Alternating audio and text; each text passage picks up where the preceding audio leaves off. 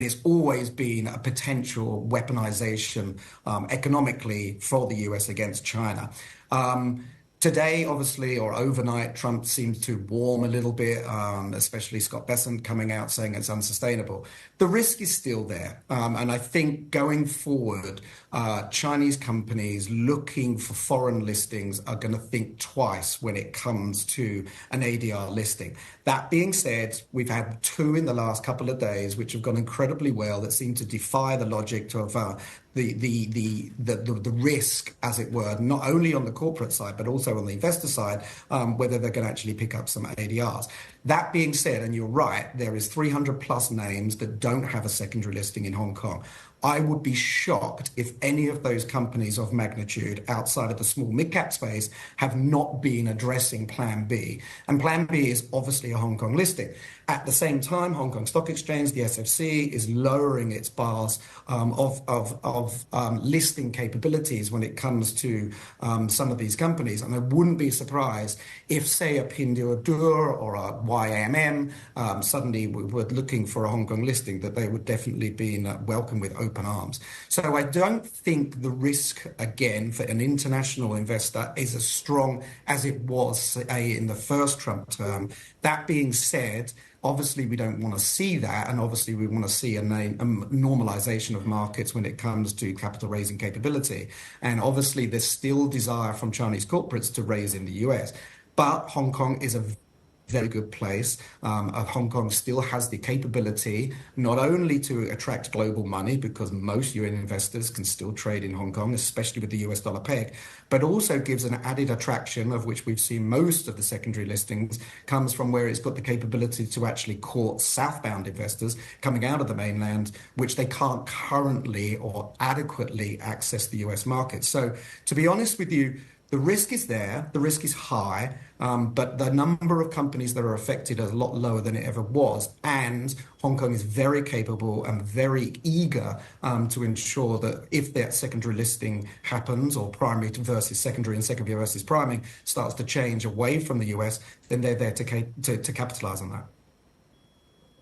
You know, there's this thing about these bubble tea IPOs, because Mi Xue, which listed in Hong Kong a couple weeks back, the stock price is now pushing $500. That's against the issue price of, if my memory serves me correctly, it was $202.50. It has more than doubled. Now, this also brings to talk about Chaji. This company just debuted in the United States, and its IPO, the performance defying gravity. What do you make of, is it the sector that they're in? What is it that people are buying into? Both, to be honest with you, right? If you look at Chadi's particular, and I agree with you, it defied gravity to a degree, in terms of it couldn't have come at potentially a worse time in terms of its listing date, right in the crosshairs of the whole tariff war and the tit for tat that went on.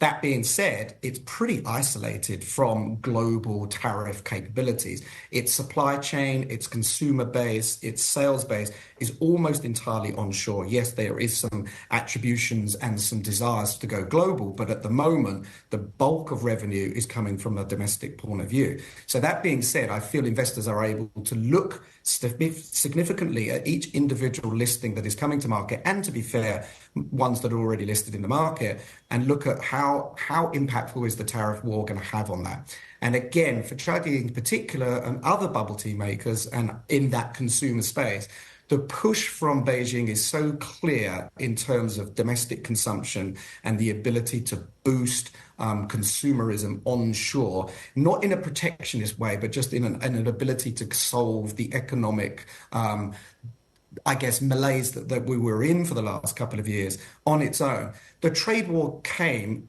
at a bad time, admittedly, but China seems to be able to absorb that. So as long as these companies are coming with a supply chain that doesn't really be affected by offshore, with an earnings that has predominantly onshore matrix and participation, and more importantly, a consumer base that's continuing to grow in a sector that is clearly very hot at the moment, then these names will continue to perform. And I wouldn't be surprised if we start to see more of these coming.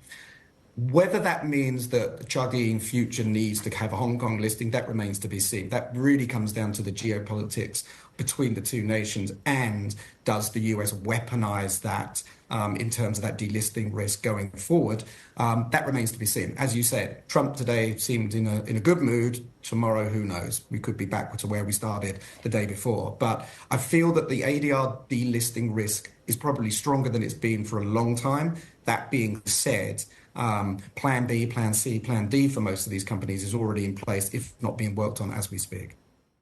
Andy, weigh in on the Sell America trade. What are you seeing in terms of flows, and could this be directed to China? I think the Sell America trade is a complete knee-jerk reaction to what Trump says on a daily basis, to be brutally honest with you. I think overall China has become, and yes, to answer your question, yes, it does benefit China. But more importantly, it's the overall trend of China that's been improving in the last 18 months, as opposed to being exasperated and accelerated because of this. I don't think you'll see global asset allocation, and I agree with Solomon's points there. Nothing's going to reverse overnight. It's taken a very long time for global players to pick up at US assets and hold that as a large proportion of their portfolios. China got hit lower on its own problems, right? We still haven't discussed the property market. We still haven't discussed the debt levels of the developers. And we still haven't discussed the credit issues onshore. Those are still sitting there, right? But what has China done? China has really started to lead, from a stimulus point of view, the ability to try to fix its own problems way ahead of these tariffs. So that trend was already starting. I do think the knee-jerk reaction of the peripheral money and the faster type money, and when I'm talking about that, I'm talking about asset allocation in percentage points away from the US, potentially to global emerging. And I guess you're right, the strong dollar has enabled and abetted that. But that's not hugely fundamental. At the end of the day, do we still feel that the US economy, despite what's happening in the very near term across the trade war parameters, is going to dissipate and go away? And will the US economy continue to be strong? I think that the answer is yes. At the same time, do you necessarily want to be hugely overweight your US positions as you had been in the past?